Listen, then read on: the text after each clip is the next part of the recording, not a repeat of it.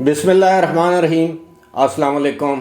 ابرار رشید آپ کی خدمت میں ایک مرتبہ پھر حاضر، اور ہمیشہ کی طرح آپ سے ریکویسٹ کہ اگر ابھی تک آپ نے اس چینل کو سبسکرائب نہیں کیا تو اسے سبسکرائب کر لیجئے، جو بیل آئیکن ہے اس کو ضرور پریس کیجئے گا۔ آپ کا بہت بہت شکریہ۔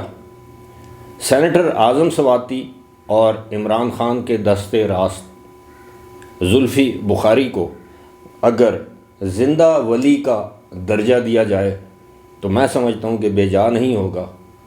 اس کی وجہ میں آپ کو بتا دیتا ہوں کہ وہ شخص ولی ہوگا، کوئی دوسرا شخص اس شخص کے بارے میں الزامات لگائے بما ثبوتوں کے، ان کو کرپٹ، بددیانت قرار دے، انسانی اسمگلنگ کا ملزم یا مجرم ٹھہرائے، بے شمار کرپشن کے واقعات بیان کرے، ان کے خاندان، ان کے والد کی یہ صفات بیان کرے، اور جب وہ شخص الزام لگانے والا اس دنیا سے رخصت ہو جائے تو آپ اس کے حق میں پریس کانفرنسز کریں، آپ اس شخص کی صفات بیان کریں، اس شخص کو ایک سچا انسان قرار دیں، دبنگ صحافی قرار دیں، تو پھر ایسا شخص تو ولی ہوگا، کیونکہ اس شخص نے تو آپ کے بارے میں بھی یقیناً پھر سچ ہی بولا ہوگا، آپ نے ان چیزوں کو جھٹلایا تو نہیں۔ لیکن اس وقت میں بات کروں گا زلفی بخاری کی کہ ارشد شریف نے زلفی بخاری کے حوالے سے کیا کیا الزامات لگائے، اور بما ثبوتوں کے، ان کے والد سے لے کر اور پھر ان کی کمپنیوں کے، کہ کس طرح ان کی کمپنیاں انسانی سمگلنگ میں ملوث رہیں۔ یہ میں نہیں کہہ رہا، یہ ارشد شریف نے کہا ہے، میں آپ کو ویڈیو دکھاؤں گا بطور ثبوت۔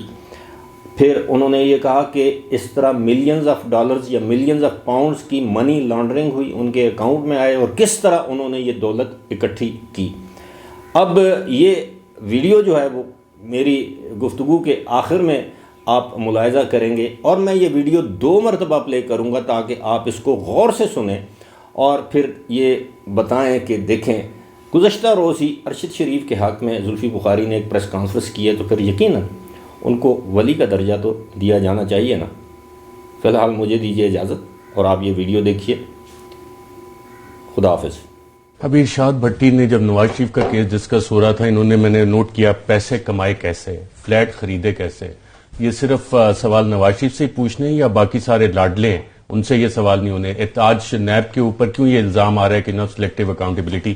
یہی سوالات تو یہاں پہ پوچھے جا رہے ہیں۔ آپ کی پروسیڈز آف کرائم سے کیا بنی ہے یہ پراپرٹیز؟ آپ کے والد صاحب کو کیا کنوکشن ہوئی تھی ایف آئی اے پاسپورٹ سیل میں؟ پاکستانیوں کی ہیومن سمگلنگ کا کیس رجسٹر ہوا؟ المرتضی ایسوسیٹس کون تھی؟ کیا پاکستانی جو آپ نے باہر بھیجے ان کے ذریعے آپ نے پیسے بنائے، کیا وہ پاکستانی وہاں پہ مارے گئے؟ وہاں سے یہ منی ٹریل شروع ہو رہا ہے محمد مالک صاحب۔ اس کے بعد 2011 میں جب ایچ پی ایم ڈیولپمنٹ بنتی ہے 2012 میں، اس میں ملینز آف پاؤنڈز انفیوز ہوتے ہیں۔ وہ پیسہ کدھر سے آ رہا ہے؟ یو اے ای میں کون تھا جس نے یہ پیسہ ڈالا ہے؟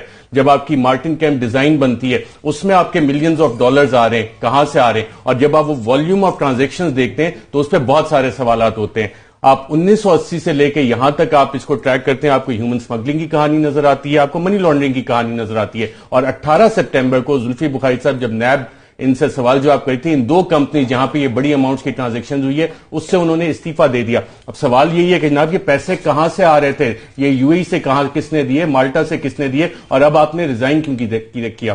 اس میں چیئرمین نیب نے بھی ایک بڑا اعلیٰ کام کیا ہے۔